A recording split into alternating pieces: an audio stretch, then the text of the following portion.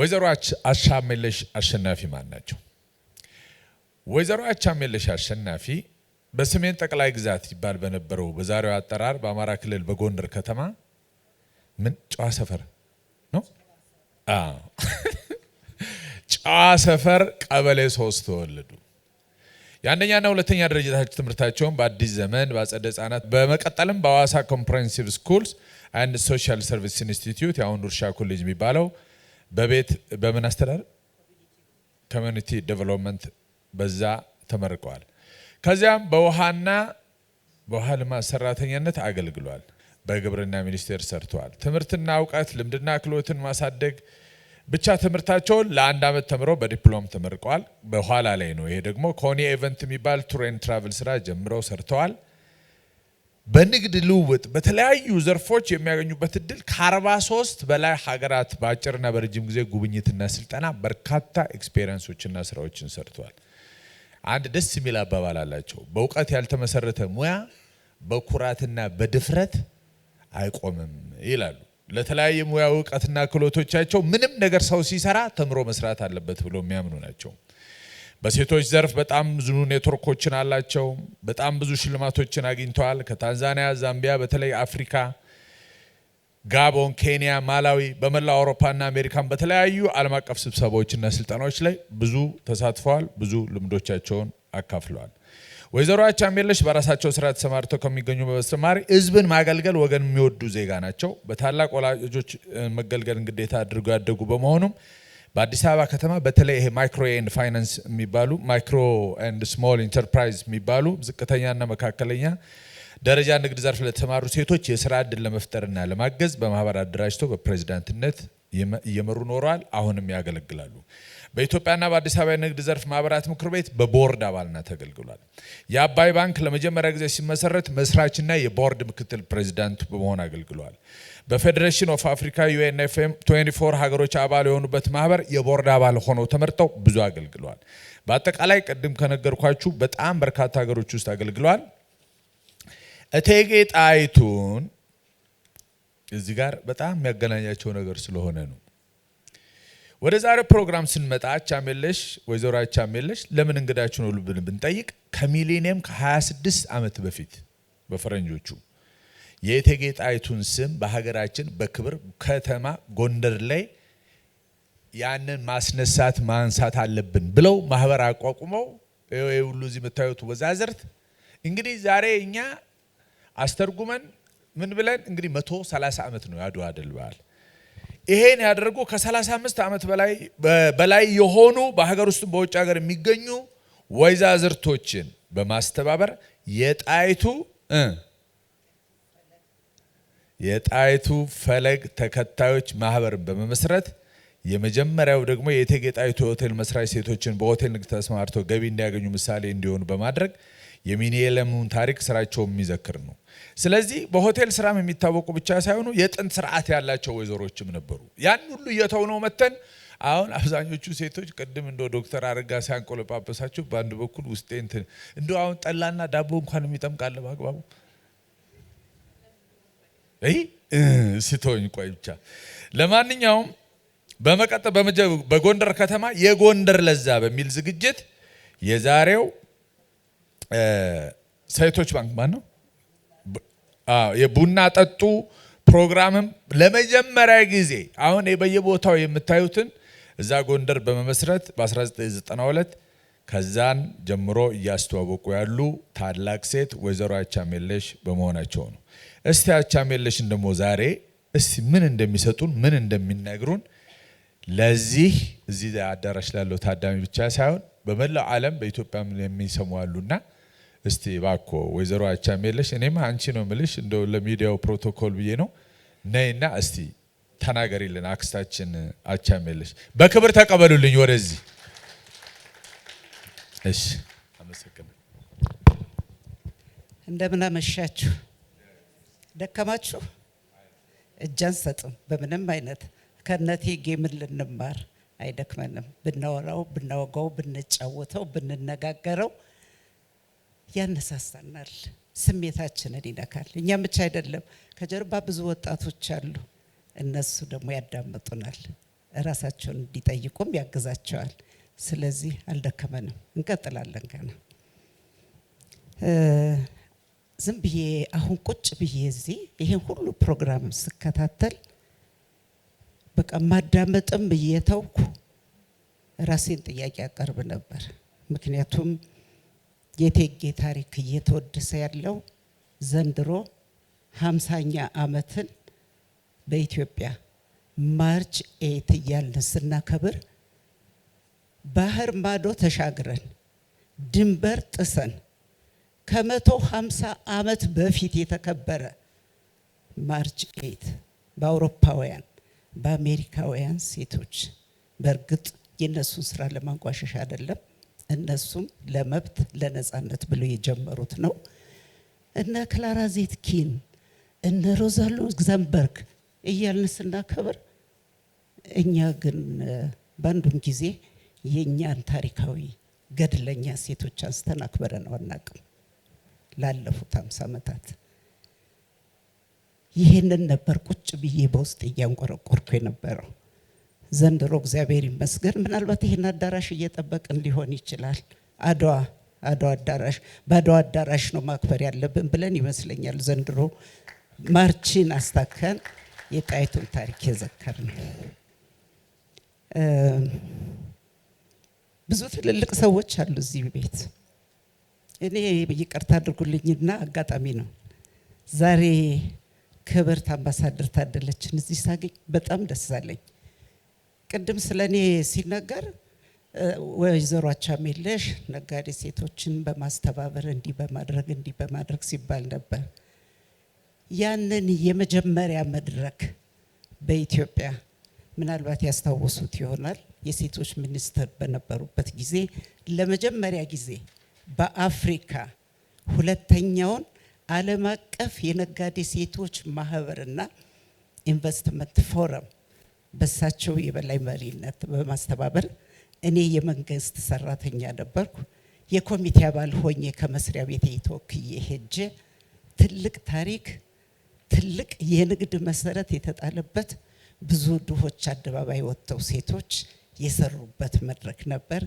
እግዚአብሔር ይመስገን ዛሬም እርስዎ እዚህ ተገኝተዋል በመካከላችን። እንዲህ ያሉ ሴቶች አሉን። እኛ ሳላነሳው እንዳላልፍ ብዬ ነው። እንግዲህ ዛሬ እቴጌን ልንዘክር ነው እዚህ የመጣ ነው። ትልቅ ነገር ነው። የአድዋ ድል ባለቤት እቴጌ ጀግና ኢትዮጵያዊት እቴጌይቱ በዛሬው ቀን በዚህ አዳራሽ ብዙ ጊዜ ስማቸው ተነሳ። ስለ እቴጌ ጣይቱ ለመናገር ለማውራት ጊዜው አይበቃም። ብዙዎችም ተናግረዋል። 2 ነጥብ ብቻ ላንሳ። እቴጌ ጣይቱ በዘመኑ የወንድና የሴት ተብሎ የተፈረጀውን ስራ አጣምረው የሰሩ እንደ ሴት እንደ ሚስት በመሆን የቤቱን ሙያ የሰሩ እንደ አመራር ደግሞ የባላቸው አማካሪ የባላቸው ሀሳብ አካፋይ መካሪ ሽማግሌ እየሆኑ የሰሩ የሁለት ሙያ የሁለት ዘርፍ ባለቤት ነበሩ እቴጌይቱ። በቤትም በቤት ሴትነታቸው የእንግዳ አቀባበልና መስተንግዶ በስፋት እንዲታወቅ ያደረጉ እመቤት ናቸው። መኳንንቶቹ ከንጉሱ ጋር ስብሰባ በተቀመጡበት ሰዓት ሁሉ እቴጌይቱ ደግሞ ከአማካሪነታቸው ውጪ ሙያቸውን ይዘው አሽከሮቻቸውን ይዘው ለአሽከሮቻቸው ሙያ እያሳዩ ምግብ በማዘጋጀት መጠጥ በማቅረብ ራበኝም ተብሎ ስብሰባው እንዳይበተን ጠማኝም ተብሎ ስብሰባ እንዳይበተን ማረፊያም ጭምር እንደዚሁ በማዘጋጀት ትልቅ አገልግሎት ይሰጡ የነበሩ እቴጌይቱ ነበሩ። መስተንግዶ ደግሞ ከጊዜ ወደ ጊዜ እየበዛና እያደገ ሲሄድ የውጭ ሀገር እንግዶችም እየመጡ ሲሄድ ቀጠሉ። የት ዛሬ በስማቸው በሚጠራው በጣይቱ ሆቴል አሁንም መስተንግዶ እየተዘጋጀ ምግብ እየተዘጋጀ መቼም እቴጌ በዶሮ ወጥ ጠጅ በመጣል በጣም ይታወቃሉ እያሉ ባለታሪኮች ያወራሉ። ይሄን ምግብ ለታዳሚው የሚያቀርቡ እቴጌይቱ ነበሩ። ከአመራር ብቃታቸው ደግሞ በላይ ውብ ቆንጆ ወይዘሮ ነበሩ። ሩህሩህ ናቸው።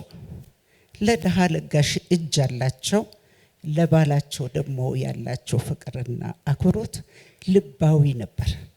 ይህንን ቅድም ዶክተር ወዳጀኔ አራተኛ ባላቸው ሲሆኑ አዎ ፍቅርን ከሰጡ ፍቅርን ሰጡ። ምግብ አቀረቡ፣ ያሳዩ፣ ያማክራሉ። ታዲያ እንግዲህ መውደድ ይነሳቸው መወደድ ይነሳቸው እንዴ? በጣም ተወደዱ። ሙያቸው፣ ስራቸው፣ ተግባራቸው በፍቅር እንዲወደዱ አደረጋቸው። ምክራቸውና ሀሳባቸው ደግሞ ተቀባይነት እያገኘ የጠየቁት ጥያቄ ሁሉ በተግባር ላይ እንዲውሉ ጃንሆይ ይፈቅዱላቸዋል። ተመልከቱ እንግዲህ ዘዴና ጥበብ ማለት ነው። እቴጌ የነገሮችን አካሄድ ቀድሞ በመረዳት ዘዴና ጥበብ አላቸው። ማስረዳትም በጣም ችሎታ አላቸው። ከባለቤታቸው ጋር በመመካከር ደግሞ የሚያሳልፉት ውሳኔ ቢነገር አያልቅም። ብዙዎቹ ብዙ ብለዋል። ለዚህም የውጫሌ ስምምነት ታላቅ ምስክር ነው። ቅድም ተናግረውታል አንድ አቅራቢ፣ እኔ ሴት ነኝ፣ ጦርነት አልወድም፣ ሆኖም ኢትዮጵያን የጣሊያን ጥገኛ የሚያደርግ ውል ከመቀበል ጦርነትን እመርጣለሁ ብለው በዛ መሰረትነት ነው እንግዲህ ያንን የውጫሌን ውል ስምምነት በጥሞና ተመልክተውና አይተው የለም ይሄማ እንደገና መታየት አለበት፣ እኔማ በዚህ አልስማማም ብለው ባለቤታቸውን አግባብተው ይሄንኑ ረቂቅ ይዘው የቀረቡትንም አወያይተው ተራ በተራ እያናገሩ እያንዳንዱን ይሄ እንደ ይከፋፈሉ ሁሉንም አሳምነው መጨረሻ ላይ የውጫሌ ስምምነትን ውጤት ሁላችንም አይተናል።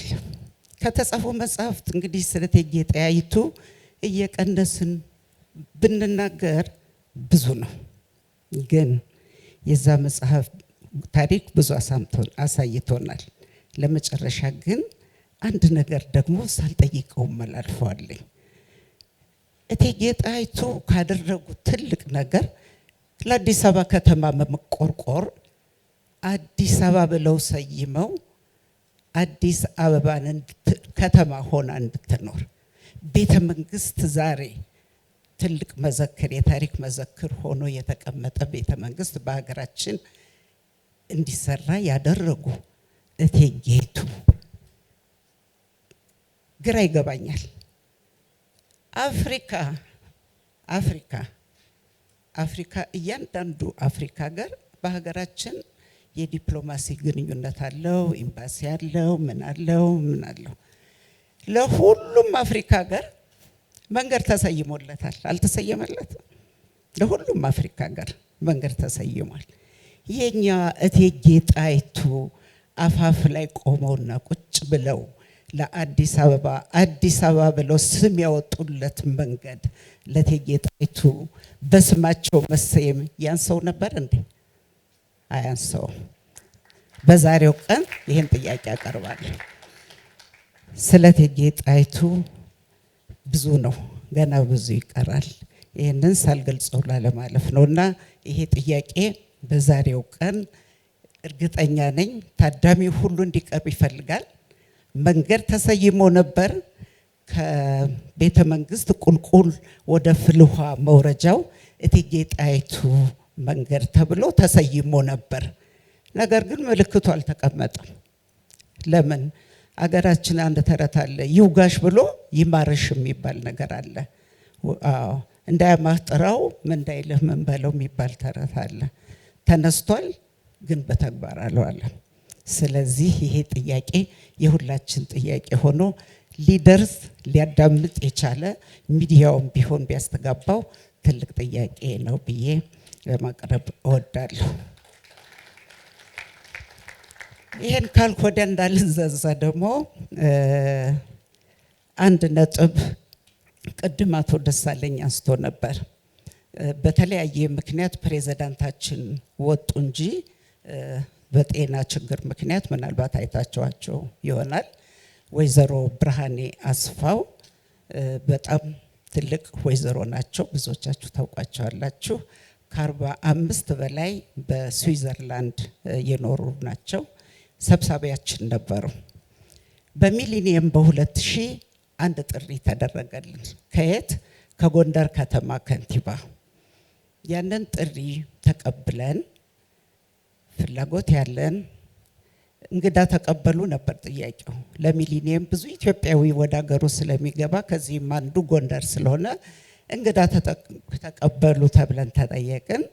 በሙሉ ፈቃደኝነት ፈቃደኛ የሆኑ የጎንደር ተወላጅ ሴቶች እንደዚሁ ደግሞ ሌሎችም እንተባበራለን፣ እንፈቅዳለን፣ አባል መሆን እንፈልጋለን፣ አገልግሎት እንሰጣለን ያሉ ሴቶችን በሙሉ ሰብስበን ወደ 38 ሴቶችን በአገር ውስጥም በውጭ ሀገርም የሚኖሩ ሴቶችን ሰበሰብንና ይሄንን ማህበር አቋቋምን። ዶክተር መሰረትም ከማህበራችን ውስጥ አባል ሆና ገብታ ነበር። በዛ ጊዜ ስዊድን ሀገር ነበር የምትኖረው።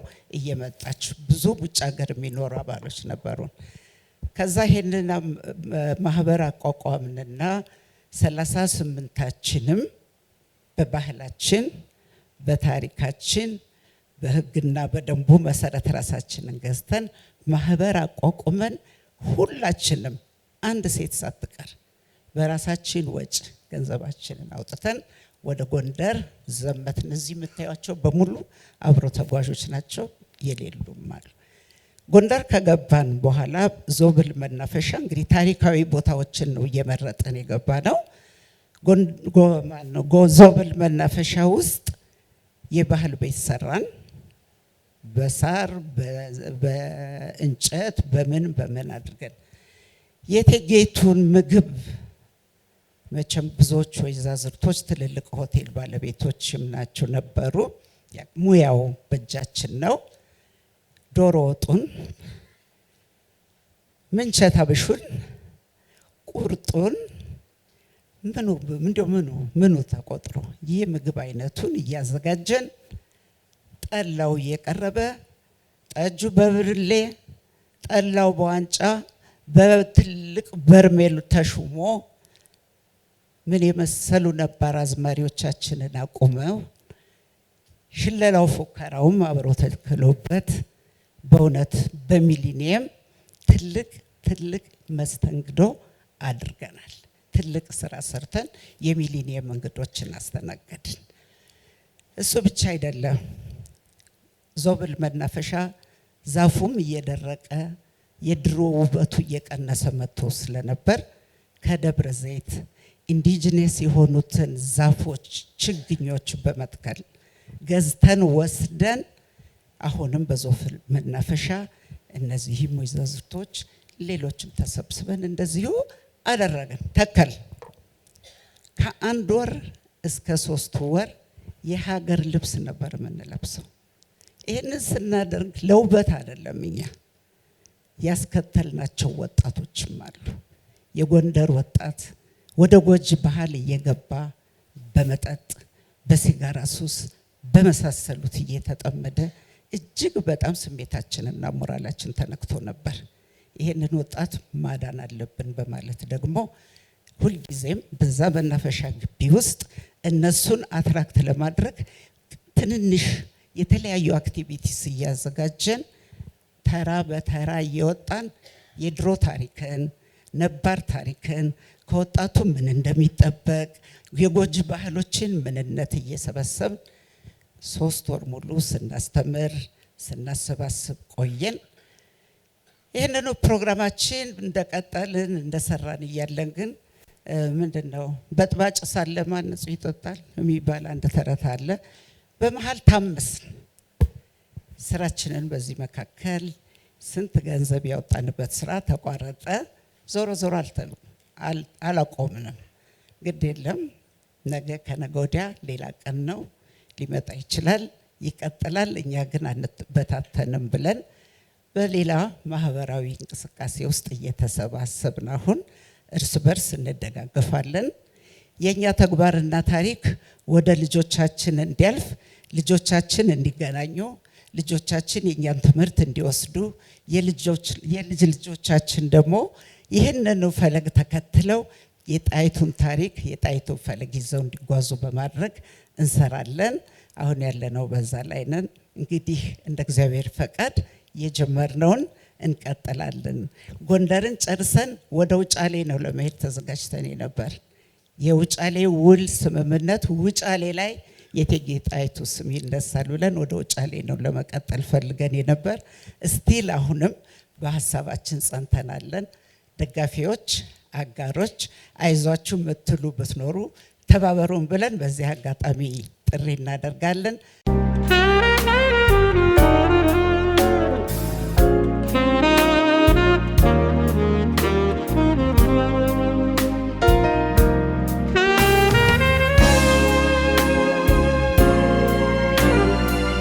አሁን በመቀጠል የምንሄደው ወደ አቶ ነጋሽ አብዱራህማን ነው። አቶ ነጋሽ አብዱራህማን ኩባ በአፍሪካ የተሰኘውና አድናቆትን ያተረፈው ዘጋቢ ፊልምና አዘጋጅና ዳይሬክተር ነው። ፊልሙ በደቡባዊ አፍሪካ የነበረውን የቅኝ አገዛዝና የአፓርታይድ ስራ ለመገርሰስ ሲሉ ትልቅ መስዋዕትነት ስለከፈሉት 380 ሺህ ኩባውያን ወታደሮች፣ መምህራን፣ ሐኪሞችና ነርሶች አስደናቂና ያልተነገረ ታሪክን ይዳስሳል። አብዛኛውን የጎልማሳነት ዘመኑን በዩናይትድ ስቴትስ ያሳለፈው ኢትዮ አሜሪካዊ በትምህርትና በኑሮ ቆይታው ከትውልድ ሀገሩ ጋር ያለው ትስስር ይበልጥ የጠነከረው በዚህ ምክንያት ለኢትዮጵያ ታሪክ ልዩ ፍላጎት ያደረበት ሲሆን ከ20 ዓመታት ገደማ በፊት ያነበበው የክሪስ ፕሮቲ እቴጌ ጣይቱና ዳግማዊ ምኒልክ የተሰኘው መጽሐፍ የማይረሳና ዘላቂ የሆነ የውስጥ ስሜት ፈጥሮበታል። ወደ ፊልም ኢንዱስትሪው ከመቀላቀሉ በፊት ነጋሽ በቴክኖሎጂና በትምህርት ዘርፎች ትስስር ላይ ያተኮረ የረጅም ዓመታት የሥራ ልምድ አለው። በተለይም ከ15 ዓመታት በፊት የአማርኛን ቋንቋን ከሀገር በቀል ይዘቶች ጋር በማቀናጀት የትምህርት ጥራትን ለማሻሻል የሚያስችል የዲጂታል መስተጋብራዊ መጽሐፍ አዘጋጅቷል። ነጋሽ አብዱራህማን ከኮሎምቢያ ዩኒቨርሲቲ የማስተርስ ዲግሪውን አግኝቷል። ይሄ በጣም ባጭሩ ጨምቄ ያቀረብኩላችሁ ነው። አቶ ነጋሽ በጾም ሰዓት ታግሰህ እስካሁን ሰዓት እኛ ጋር አብረህ ስለቆየ ስለምታደርግልን ንግግር ከልብ ያመሰግናል። አመስግኑልኝ። ወደ እሱ ልውሰዳችሁ።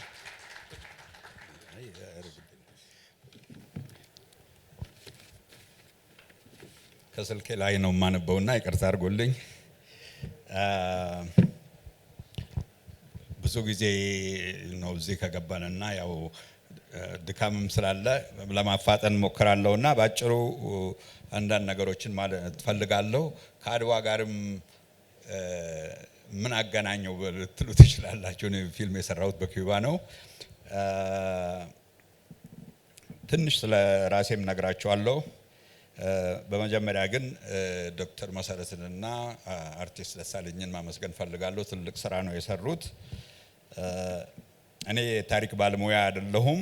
ሆኖም ግን የታሪክ አንባቢና አፍቃሪ ነኝ። በተለይም የኢትዮጵያን ታሪክ እና አሜሪካዊቷ ደራሲ ክሪስ ፕራውቲ ስለ እቴጌ ጣይቱ እና ስለ ዳግማዊ ምኒልክ በእንግሊዝኛ የጻፉትን መጽሐፍ ያነበብኩት ከ20 ዓመት በፊት ነበር።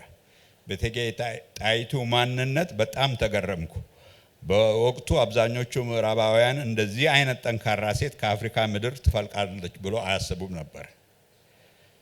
ወደ እቴጌ ጣይቱና አድዋ ጦርነት ከትንሽ ጊዜ በኋላ መለሳለሁ እና አርቲስት ደሳለኝ እንዳለው ብዙ እድሜን ያጠፋሁት ከሃይ ስኩል ጀምሮ አሜሪካን ሀገር ነው።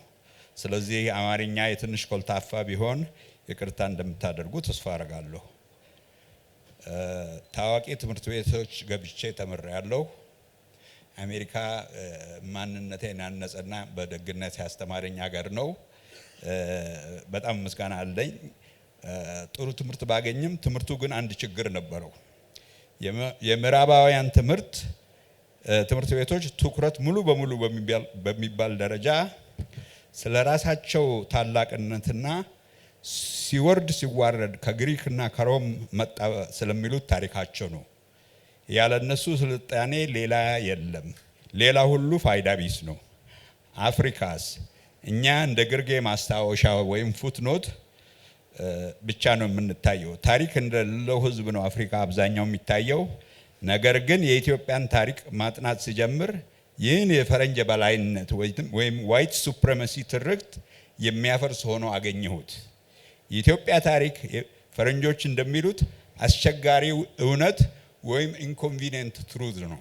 ምክንያቱም ጥቁር ዘር ይሄ የለውም የሚባለውን በሙሉ የኢትዮጵያ ያንን የሚያፈርሳለሁ። ጽናት የለውም ሲል የኢትዮጵያ ታሪክ ውስጥ ጽናት አለ። ትዕግስት የለውም ሲሉ አለው። ታሪክ የለውም ሲሉ ኢትዮጵያ ታሪክ አለ እና ይሄንን የሚያፈርስ ብዙዎቹ በእኔ አስተያየት የኢትዮጵያን ስተዲስ ስፔሻሊስት የሆኑ ፈረንጆች ይሄ ነገር ከየት መጣ፣ ይሄንን ነገር የሚያፈርስ እንዴት ነው ብሎ በዛ ኪሪዮሲቲ ነው ወደዛ የገቡት። ዘመናዊ ኢትዮጵያ እንደሌሎች ጥንታዊ ሀገሮች ሁሉ የ19ኛው ክፍለ ዘመን የስልጣኔ መለካያዎች አልነበራትም። ይህም ማለት የዛ ጊዜ መለኪያ ፋብሪካዎች፣ ስቲም ኢንጂን፣ የእንፋሎት ሞተር፣ ባቡር፣ ዘመናዊ ሕክምና፣ ስልክና ቴሌግራም፣ ዘመናዊ ትምህርት የመሳሰሉት አልነበራትም። እነኚህ ነበሩ መለኪያዎች። ኢትዮጵያና ሌሎች ጥንታዊ ሀገራት ለምን ወደ ኋላ ቀሩ የሚለው ራሱን የቻለ ከፍተኛ ምርምር የሚጠይቅ ነው። ይህ ማለት ግን የነጭ በላይነት አቀንቃኞች እንደሚሉት አፍሪካና ኢትዮጵያ ታሪክና ስልጣኔ አልባ አልነበሩም። ኢትዮጵያ ከማንኛውም የምዕራባውያን ስልጣኔ ጋር እኩል መቆም የሚችል ስልጣኔ እንደነበራት በርካታ የታሪክ ማስረጃዎች እንዳሉ አነበብኩ።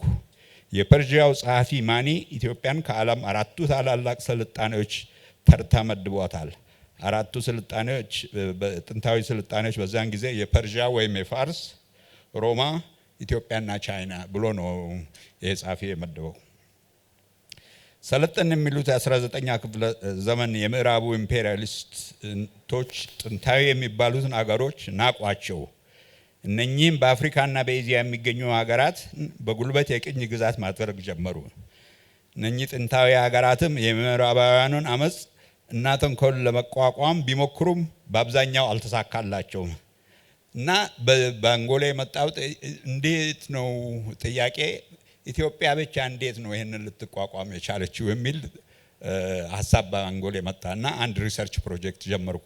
አሁን የማጋራችሁም የዛ ሪሰርች ፕሮጀክት ያላለቀ ነው፣ ግን አንዳንድ ያገኘኋቸውን ነገሮች ነው እና መጀመሪያ ያርኩት ምንድነው ማን በተለይ የአድዋን ጠቃሚነት ለመረዳት ወደ አፍሪካ ሳይሆን ወደ ኤሲያ ነው ማየት ያለብን።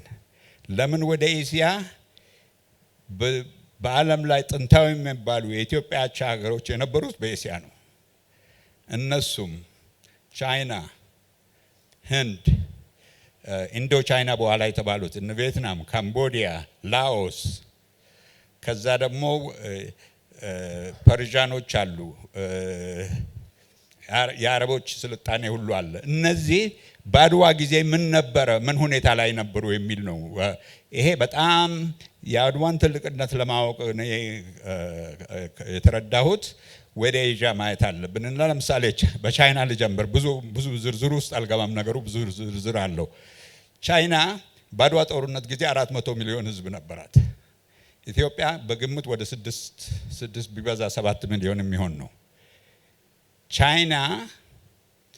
የቻይና ንጉስ በጊዜው የነበረው ኩንግ ዳይነስቲ 20 ሺህ ጦር ማሰለፍ አቃተው። 400 ሺህ የኢትዮጵያኖቹ 100 ሺህ ማሰለፍ ሲችሉ የኪንግ ዳይነስቲ 20 ሺህ ጦር ማሰለፍ አቅቷቸው ቻይኒዞች የፍረት ዘመን የሚያፍሩበት ዘመን ውስጥ ገባን ያሉበት ጊዜ ነው እና ዝርዝሩ ብዙ ሆኖም ግን ለማወቅ ያክል የሚጠቅመው ምንድነው? ቻይኒዞቹ የውርደት ዘመን ያሉበት ምክንያት ለምሳሌ እንግሊዝ ጦርነት ያደረገበት ምክንያት አደንዛዡን ኦፒየም እና ጨስም ስሉ በግዴታ ጨሳት አለ የሚል ጦርነት አካሂዶባቸው ከዛ በገዛ ሀገራቸው ቻይናና ውሻ እዚህ ፓርክ ውስጥ መግባት አይችልም የሚል ተደረገባቸው። ህንድም ነገሩ ዝርዝሩ ብዙ ነው። ከዛ ወደ ህንድ ስንመጣ ህንድ ወደ 300 ሚሊዮን ገደማ ሰው ነበረው። እነኚህም 300 ሚሊዮን ይዘው ትንሽ ጦር እንኳን አደራጅተው አገራቸውን ለማዳን አልቻሉም። የኢትዮጵያ በአፍሪካ ኮንቴክስት ብቻ ነው ብዙ የምናየውና ሌሎችም ስኮላሮችን እንዲያደርጉ የምፈልገው ምንድነው ይሄ በአድዋ ላይ የተገኘው ትግል ትልቅ መሆኑን ለማወቅ በተለይ በኤዥያ በኩል የተደረገውን እና ህንድም የሆነ ሳፖይ ሪቬሪያን በ1857 ነበራቸው፣ አልተሳካም። ከዛ በኋላ ለረጅም ዓመት ትግል አደረጉ። በኋላ ላይ ነው ነፃ የወጡት። ከዛ ወደ እነ ካምቦዲያ፣ እነ ላኦስ፣ እነ ቪየትናም እነኚህ ሁሉ ጥንታዊ ስልጣኔ የነበሩት በፈረንሳይ ቅኝ ግዛት ነው የወደቁት። አረቦች ጋር ስንመጣ ደግሞ አረቦች ኦልሬዲ ቅኝ ገዢ ነበራቸው፣ ኦቶማኖች ነበሩ። ኦቶማኖቹ የፈረንጆቹን 19 ሴንቸሪ ግፊት ሳይችሉት በዛ ላይ እንግሊዝና ፈረንሳይ ደግሞ አረቦችን ቅኝ ማድረግ ሌላ ጌታ መጣ እና እነሱም በጣም የተበደሉ በጣም የተገፉ ነበሩ። ግን ተደራጅተው ራሳቸውን መከላከል አልቻሉም። ነፃነታቸውን ለማስከበር አልቻሉም። ይሄ ለምንድን ነው ቢባል እኔ 3 ምክንያት ነው ያገኘሁት። አንዱ ሴልፍ ኮንፊደንስ፣ በራሳቸው ሀገር፣ በራሳቸው ህብረተሰብ፣ በራሳቸው ባህል እምነት እንዲያጡ ተደረገ። በቻይናም እንደዚህ ነው የሆነው፣ ኦቶማኖቹም ጋር። ምክንያቱም አግሬሲቭ ነው የ19 ሴንቸሪ ፈረንጅ የመጣው ኮሎኒያሊስቱ። ምን አለ አንተ ብስብስ ቱርክ፣ አንተ ብስብስ አረብ ምን አድርገሃል? ስቲም ኢንጂን አለ፣ እንትን አለ፣ ባቡር አለ። ይሄ ከደለ ምንም አይደለም። ምንድነው የምታሳየው? እና የራሳቸው ሰዎች የተማሩት ጭምር መሪዎቹ ጭምር ራሳቸው መጠራጠር ጀመሩ። ይሄ በኢትዮጵያ አልታየም። ሁለተኛ እነ እቴጌ ጣይቱ ለማድረግ የቻሉት correctly reading the intentions of the foreigners። xenophobia ይሉታል፣ ፈረንጅ ጠላቻ ነው ምናምን ነው ይላሉ። ግን ምንድነው ምንም ያልታለሉ ፈረንጆቹ ባሉት ነገር የራሳቸውን ዳኝነት የወሰዱ። አሁን ከሌሎቹ ከቻይና ጋር ሲወዳደር ለምሳሌ ኤምፐረሩ ምን አለ ትንሽ መሬት እንዳው ያንግሲ ጫፍ ላይ ስጧቸውና እነኚህ ባርቤሪያንስ ይወርድላቸው ይሆናል። ያ አፒታይታቸውን የበለጠ ከፈተው። ኢትዮጵያኖች በዚህ አልታለሉም በፍጹም። እና አንዱም ይሄ ነው። ሶስተኛ ነገር ደግሞ ዩኒቲ ነበር፣ ኢንተርናል ዩኒቲ ነበር። አሁን ቻይና አንዱም ልቋቋም የውጭዎቹን ልቋቋም ያልቻለበት ምክንያት ዲቪዥን ነበር ብዙ በመሃላቸው። እና ያው በአፍሪካ ኮንቴክስት ነው እኔ ነገሩን ላሳጥር እዚህ ላይ በአፍሪካ ኮንቴክስት ነው የአድዋ የሚነሳውና ግሎባል ኮንቴክስቱ ገና ያልተጠና ነው። በኢትዮጵያ ደረጃ የነበሩ በኢትዮጵያ አቻ የነበሩ አገሮች ምን አረጉ ሲባል ሙሉ በሙሉ ነው የተረቱት። በተለይ ደግሞ በኤሽያ ያሉት እና ህንድና ቻይና ማለት በዛ ጊዜ ምናልባት የዓለም ግማሹ ፖፑሌሽን 700 ሚሊዮን ህዝብ ማለት ነው በዛ ጊዜ። እና እነዚህ ራሳቸው መጠበቅ አልቻሉም። እና በጣም ለእቴጌ ጣይቱ አይነት አስቀድሞ ቪዥን የነበራቸው ዘመናዊ ትምህርት ሳይሆን ጥሩ ጀጅመንት የነበራቸው ጥሩ አስተያየት ያዋጣል አያዋጣም የሚለውን ያው የሚያውቁ መሪዎች የነበራት ሀገር ነች። ይሄ ደግሞ ከሌሎቹ በብዙ ይለያታል። ይሄ እኛ ለመኩራራት እንትን ለማለት ሳይሆን እነኚህ ሁሉ ታግለዋል። ቻይናዎችም ታግለዋል፣ ህንዶችም ታግለዋል። ኢትዮጵያ ግን ሰክሰስፉል ሆናለች። ያ ሰክሰስፉል ያረጋት ኢንግሪዲየንት በደንብ አልተጠናም፣ በደንብ አልተመረመረም። እና ብዙ ነገር በፈረንጆቹ ነው የተጻፈው። እና ይሄንን ለማለት ነው የምፈልገው። በጣም አመሰግናለሁ። በጣም እግዚአብሔር ይስጥልኝ ጋሽ ነጋሽ፣ አመሰግናለሁ።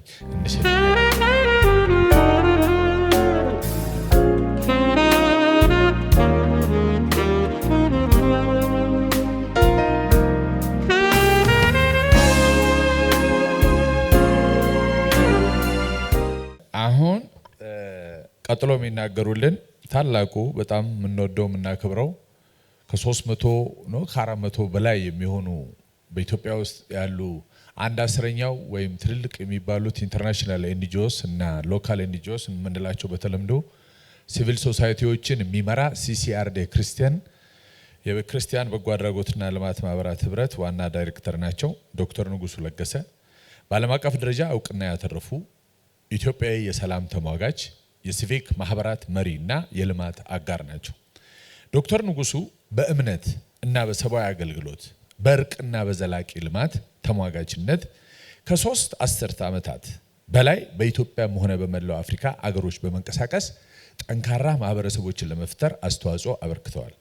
በዓለም አብያተ ክርስቲያናት ምክር ቤት የአፍሪካ ዴስክ ኃላፊ ሆነው ሰርተዋል። በኢትዮጵያ ኦርቶዶክስ ተዋሕዶ ቤተክርስቲያን የልማትና ተራድኦ ኮሚሽን ኮሚሽነር በመሆን ለረጅም ጊዜ አገልግለዋል።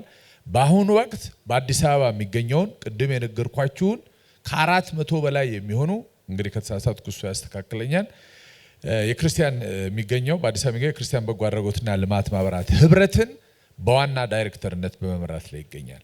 ዶክተር ንጉሱ ለገሰ በዚህ መጽሐፍ ምረቃ መርሃ ግብር ላይ የኢትዮጵያ የሲቪል ማህበረሰብን በመወከል ኪኖት አድሬስ ወይም የክብር ንግግር እንዲያደርግልን ጋብዘዋለሁ። ይሄን ያቀርብልናል።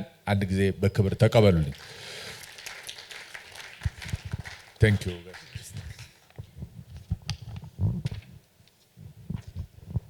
እንደምን ዋላችሁ። አቶ ደሳለኝን በጣም ላመሰግን እወዳለሁ። በሲቪል ማህበረሰብ ውስጥም አብረን አገልግለናል። የሲቪል ሶሳይቲ ፎረም አባል ሆነን በስራ አስፈጻሚነት አብረን አገልግለናል። ሲቪል ማህበረሰብ ምን ማለት ነው የሚለውን ምናልባት ብዙ ጊዜ አናቅም። ኤንጂኦ በሚለው መልክ ነው ብዙ የምንረዳው በሀገራችን። የሲቪል ማህበረሰብ ኤንጂኦዎች የተለያዩ አይነት ናቸው። ለዚህ ነው በስብስቡ ሲቪል ማህበረሰብ ወይም ሲቪል ሶሳይቲ በመባል የሚታወቁት እና በኢትዮጵያ ውስጥ በአሁኑ ሰዓት ወደ 8400 በላይ አልፈዋል በሀገር አቀፍ ደረጃ።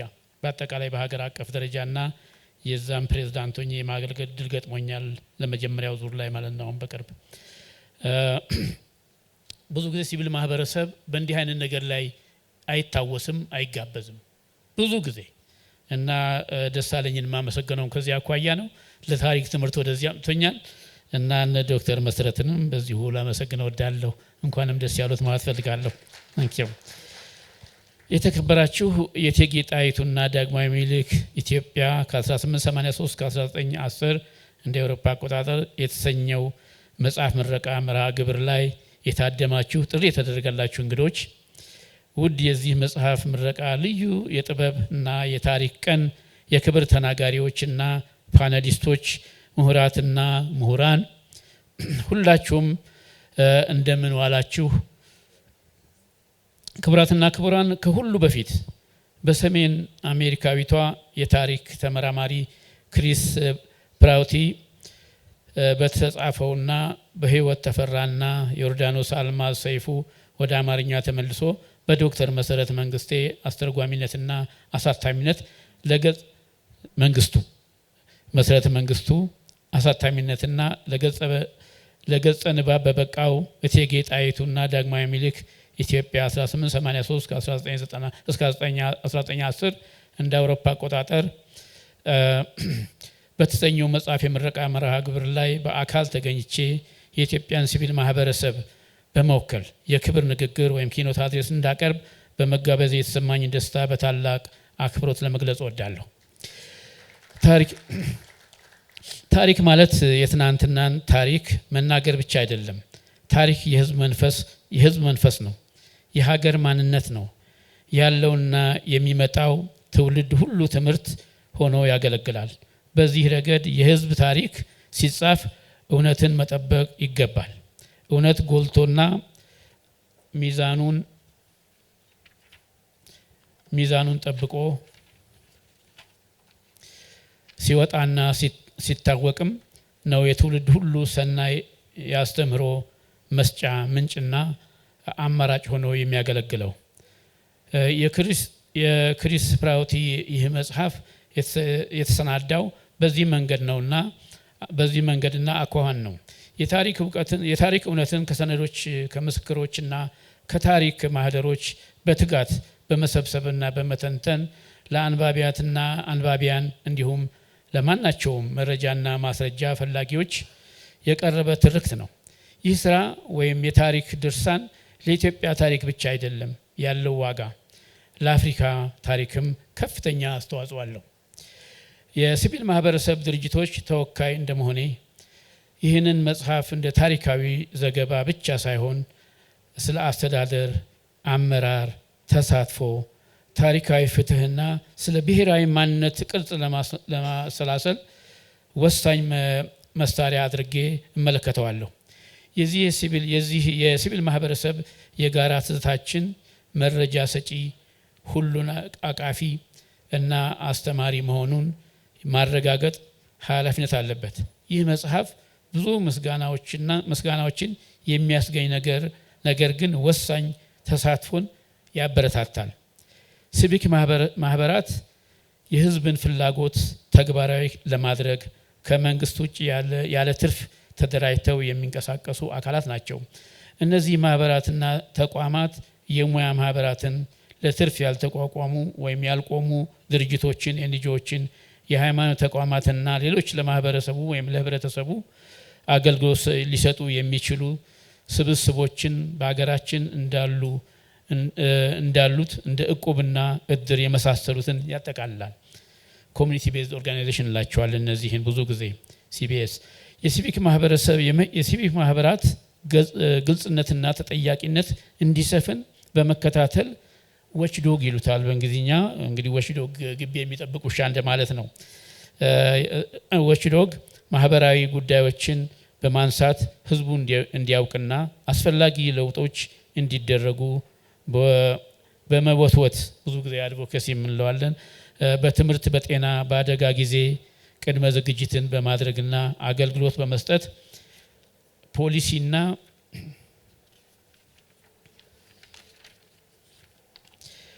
ፖሊሲና ስትራቴጂን ለመቅረጽ ልዩ ልምድና እውቀት ያላቸውን በመለየትና በማቅረብ በማስተማርና በማሰልጠን የአቅም ግንባታ በማካሄድ ለተገለሉ፣ ለተረሱና ድምፅ ለሌላቸው የህብረተሰብ ክፍሎች ድምፅ በመሆንና ህብረተሰቡ የዜግነት ግዴታውን እንዲወጣ በማበረታታትና ማስተማር ከፍተኛ ሚና ይጫወታሉ። የመጽሐፉ ጠንካራ ጎኖች በሁለት መልክ ነው ያየሁት። ደካማ ጎኖችንም አወጣለሁ የምችለውን ያህል የተረዳሁትን ያህል። አንደኛ የሴቶችን አመራር ማሳደግ፣ ይሄ ጠንካራ ጎን ነው። ምናልባት የዚህ ስራ በጣም አስደማሚ አስተዋጽኦ እቴጌ ጣይቱ ብጡል በኢትዮጵያ የፖለቲካና ወታደራዊ ህይወት ውስጥ የነበራቸው ሚና መልሶ እንዲያንሰራራ መረጃ መስጠት ነው። ለረጅም ጊዜ ታሪካዊ ትረካው በወንድ ሰዎች ቁጥጥር ስር ውሏል። ይህ መጽሐፍ ጣይቱ የስርዓት አጋር ሳይሆኑ ስትራቴጂካዊ አሳቢ፣ ዲፕሎማትና ውሳኔ ሰጪ እንደነበሩ ያሳያል። ለሲቪል ማህበረሰብ ይህ ከታሪካዊ እውቅና በላይ ነው። የሴቶች አመራር ሁልጊዜ አስፈላጊ እንደነበር እና የስርዓተ ጾታ እኩልነትን ለማሳደግ የሚደረጉ ዘመናዊ ጥረቶች በታሪካዊ እውነታቸው ላይ የተመሰረቱ መሆናቸውን የሚያስታውስ ነው። አካታች አስተዳደር ዘመናዊ ሙከራ ሳይሆን በቀድሞ ታሪካችን ውስጥ ስር የሰደደ መርህ መሆኑን የሚያጠናክር መልእክት ነው። ሁለተኛው ስትራቴጂካዊ ብሔራዊ አመራርን ማሳየት። መጽሐፉ የኢትዮጵያን የቅኝ ግዛት ወረራ በመቋቋም ረገድ የዲፕሎማሲያዊና ወታደራዊ ስልቶችን በግልጽ ያሳያል። ይህም በታሪካዊው የአድዋ ጦርነት ያበቃል። ዳግማዊ ምኒልክ እና እቴጌ ጣይቱ የተለያዩ የአካባቢ ግዛቶችን አንድ በማድረግ ውስብስብ ዓለም አቀፍ ጫናዎችን ተቋቁመዋል።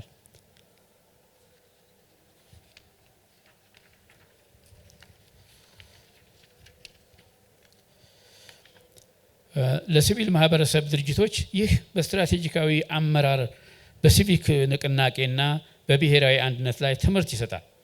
የሉዓላዊነት ጥበቃ ራዕይና የጋራ ተሳትፎን እንደሚጠይቅ ያሳያል። ይህም ዛሬ ለኢትዮጵያ ማህበራዊና ፖለቲካዊ እድገት ጠቃሚ የሆኑ መርሆችን ያካትታል። ሶስተኛ የአስተዳደርና የፍርድ ቤት ፖለቲካ ጥልቅ ትንተና። ክሪስ ፕራውቲ በሚኒሊክ ጣይቱ አስተዳደር ውስጥ ስላለው የፖለቲካ ጥምረት፣ የክልል የኃይል አወቃቀሮችና የውሳኔ አሰጣጥ ሂደቶች ዝርዝር መረጃ ሰጥተዋል። ይህ ትንተና የአስተዳደር የአመራር ተጠያቂነትና በማዕከላዊ ስልጣን እና በክልል ራስ ገዝ አስተዳደር መካከል ያለውን መስተጋብር ለመረዳት እጅግ ጠቃሚ ነው። ሲቪል ማህበረሰቡ በዘመናዊቷ ኢትዮጵያ ውስጥ ግልጽነት፣ ተጠያቂነትና አሳታፊ አስተዳደር እንዲኖር ከነዚህም ትምህርቶች ሊጠቀም ይችላል። አራተኛው ዓለም አቀፍ እውቅናና ስኮላርሺፕ። መጽሐፉ በታተመበት ጊዜ ይህ ስራ የኢትዮጵያ ታሪክ ለዓለም አቀፍ ታዳሚዎች ሁሉን አቀፍ እና ምሁራዊ በሆነ መንገድ አምጥቷል። ኢትዮጵያ እንደ ሉዓላዊ ሀገር የቅኝ ግዛት ጫናዎችን በመቋቋም ያላትን ሚና አጉልቶ ያሳያል። ይህ መልእክት ብሔራዊ ኩራትን እና ዓለም አቀፍ ግንዛቤን የሚያጎለብት ነው። በመጽሐፍ ውስጥ ያልተነሱ ጉዳዮች። መጽሐፉ እንደ ታሪክ ድርሳን መልካም አበርክቶ ቢሆንም የሲቪል ማህበረሰብ ወይም የሲቪክ ማህበረሰብ አመለካከቶች ውስንነቱን እንድንቆጣጠር ያነሳሱናል። አንዳንድ ጉዳዮችን ለማንሳት ያነሳሱናል ማለት ነው። አንደኛ የታችኛው እርከን አመለካከቶች ውስንነት። የታችኛው እርከን እንግዲህ ቅድም ደሱ ሲጀምር ተራ የሚለውን ቃል ባልሰማው የሚለኝ ነበር ሲል ሰምቼዋለሁ። ትረካው በአብዛኛው በንጉሳዊ ቤተሰብ ልሂቃንና በፍርድ ቤት ፖለቲካ ላይ ያተኩራል። ተራ ኢትዮጵያውያን የደርግን ቃል ምናልባት ብዋስ ብዙሃኑ ልበለው መሰለኝ ገበሬዎች፣ የአካባቢ መሪዎች፣ ከቤተ መንግስት ውጭ ያሉ ሴቶችና የተገለሉ ማህበረሰቦች ልምዶች፣ አመለካከቶችና ትግሎች ብዙም ትኩረት አላገኙም። እንግዲህ በዛን ጊዜ ስለተጻፈም ማለት ነው። ለሲቪል ማህበረሰብ ይህ ታሪካዊ ትረካዎችን የተለያዩ ድምጾችን በማካተት ሚዛናዊ ማድረግ አስፈላጊ መሆኑን ያጎላል። ይህም ታሪክ የሁሉም የህብረተሰብ አባላት እንጂ የመሪዎቹ ብቻ አይደለም የሚለውንም መርህ ያጠናክራል። ሁለተኛ የመራጭ ትርጓሜና ሊሆን የሚችል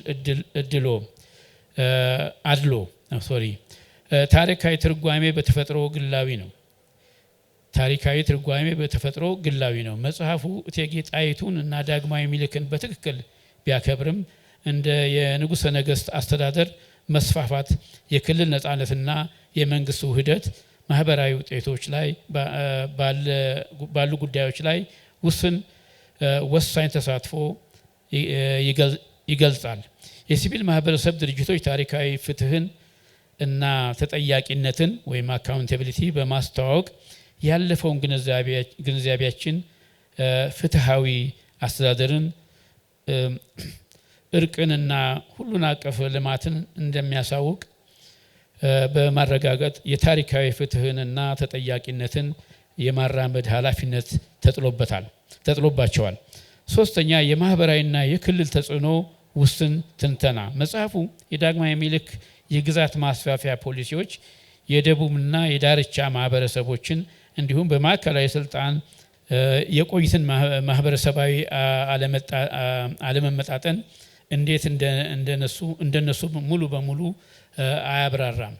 ለሲቪል ማህበረሰብ በእነዚህ ክፍተቶች ላይ ማሰላሰል አስፈላጊ ነው። ምክንያቱም ብሔራዊ ማንነት እና አንድነት ስኬቶችንና ታሪካዊ ቅሬታዎችን በሀቀኝነት መገምገም ስለሚያስፈልጋቸው ነው። አራተኛ የምንጭ ቁሳቁሶች ገደቦች። በዚህ ወቅት ምርምር ማድረግ በተወሰኑ ዋና ዋና ምንጮች የቋንቋ እንቅፋቶችና የታሪካዊ ሰነዶች ክፍተቶች ተፈትኗል። ደራሲዋ ይህም የታሪክ ተመራማሪዋ ክሪስ ብራውቲ እነዚህን ገደቦች በብቃት ለማስተካከል ቢሞክርም የሲቪል ማህበረሰብ የወደፊት ምሁራዊነት ግንዛቤን ለማበልጸግ የቃል ታሪኮችን፣ የአካባቢ ማህደሮችን እና የተገለሉ ድምጾችን ማካተት እንዳለበት ይገነዘባል። ታሪክን ከሲቪል ማህበረሰብ መሰረታዊ መርሆች ጋር ማገናኘት። ይህ መጽሐፍ ታሪክ ስለ ገዢዎችና ጦርነቶች ብቻ ሳይሆን ስለ ሀሳቦች፣ አመራር፣ እሴቶችና የጋራ እርምጃ መሆኑን ያስታውሰናል። አስተዳደርና አመራር ገቨርናንስና ሊደርሺፕ የምንለው ነው። የጣይቱና የዳግማዊ ምኒልክ ስትራቴጂካዊ ትብብር ውጤታማ አስተዳደር በራዕይ በድርድርና በትብብር ላይ የተመሰረተ መሆኑን ያጎላል። የሲቪል ማህበረሰብ ድርጅቶች ዛሬ ተጠያቂነትን ለማራመድ ትምህርት ለማግኘት አካታችነት ወይም ኢንክሉሲቭነስ ሁሉን አቀፍ መርህ የመልካም አስተዳደርና ዋነኛ መገለጫ ነው። ታሪኩ የሴቶችን አመራርና የተለያዩ ድምጾችን ወደ ውሳኔ አሰጣጥ ማምጣትን አስፈላጊነትን ያጎላል። ለዘመናዊ የሲቪክ ተሳትፎ ማዕከላዊ መርህ ይሆናል።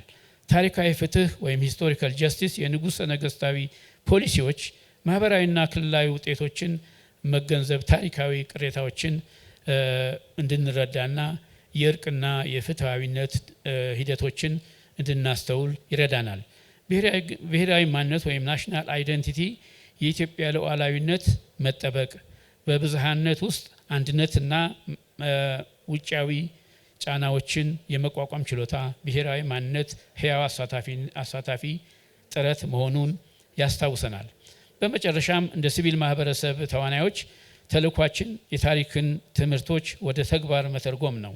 ሁሉን አቀፍ አስተዳደርን መደገፍ፣ የሁሉም ዜጎችን መብቶችና ክብር ማስጠበቅ እና የኢትዮጵያ ያለፈው ዘመን ፍትሃዊና ጠንካራ የወደፊት ጊዜ ማሳወቅም ነው። እቴጌ ጣይቱና ዳግማዊ ምኒልክ መጽሐፍ ምሁራዊ ስራ ብቻ ሳይሆን ለህብረተሰባችንም መስታወት ናቸው። ድህነትንና ራዕይን ያከብራል። ድፍረትንና ራዕይን ያከብራል። የመካተትና የስትራቴጂክ አመራርን ዋጋ ያስተምራል። በተጨማሪም በታሪካዊ ግንዛቤያችን ውስጥ ያሉትን ክፍተቶች እንድንፈጥር ይፈተናል። ይህን ስራ ትምህርቱ የዜግነት ኃላፊነትን እንዲያነሳሳ፣ ብሔራዊ አንድነትን እንዲያጠናክር እና ተጠያቂነት ያለው ሁሉን አቀፍና ፍትሃዊ ለሆነ አስተዳደር ያለንን ቁርጠኝነት በመምራት እናክብር። ይህ እቴጌ ጣይቱና ዳግማዊ ምኒልክ ከኢትዮጵያ 1883-1910 የተሰኘው የታሪክ ስነ ጥናት ስራ ያዘጋጃቸው ለኢትዮጵያ ታሪክ ከልብ የመነጨ ፍቅር የነበራት ክብርት ክሪስ ፕራውቲ በታሪካችን ውስጥ የተሰወሩ እውነቶችን በትጋት ተከታትላ በመፈለግ በምርምር ብርሃን አጉልታ አሳይታለች። በተለይ ይህ መጽሐፍ በኢትዮጵያ ታሪክ እጅግ ክቡር የሆነውን የንጉሠ ነገሥት ዳግማዊ ምኒልክ ዘመን ፍንትው አድርጎ ያመለክታል። ዘመኑ የመንግስታችን አንድነት የተጠናከረበት፣ የዘመናዊነት መሰረት የተጣለበትና ኢትዮጵያ በዓለም አቀፍ ወይም በዓለም ፊት የነፃነቷን ክብር በድል ያረጋገጠችበት ዘመን እንደነበር ይጠቁማል። ይህ ታላቅ ታሪክ የተጻፈው ደግሞ በአንድ መሪ ብቻ አልነበረም።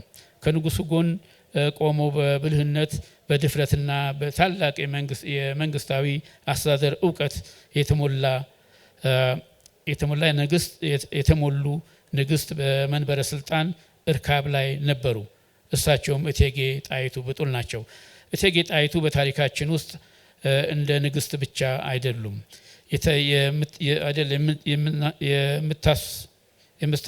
የምናስታውሳቸው። እሳቸው የፖለቲካ መስክ ብልህ አስተዳዳሪ፣ የሀገር ጥበቃ ተጋዳላይ፣ በዛሬው ቃል ማለት ነው፣ የዲፕሎማሲያዊ ግንኙነት አስተዋይና በአድዋ ድል ውስጥ የማይረሳ ሚና ያላቸው ጀግና ሴት ነበሩ። እንግዲህ ይህ መጽሐፍ ስለ አንድ ንጉስ እና ስለ አንዲት ንግስት ታሪክ ብቻ አይነግረንም። መሪነት ምን እንደሆነ፣ አገርን መውደድ ምን እንደሆነ፣ ነፃነትን መጠበቅ ምን እንደሚጠይቅ ያስታውሳል። የመጨረሻው ነው፣ አሁን ጨርሻለሁ። ያስታውሳል ከይቅርታ ጋር ያስታውሳል። ይህ መጽሐፍ ስለ ኢትዮጵያም ጭምር ይተነትናል። ስለ ጊዜው ነባራዊ እውነት ይናገራል።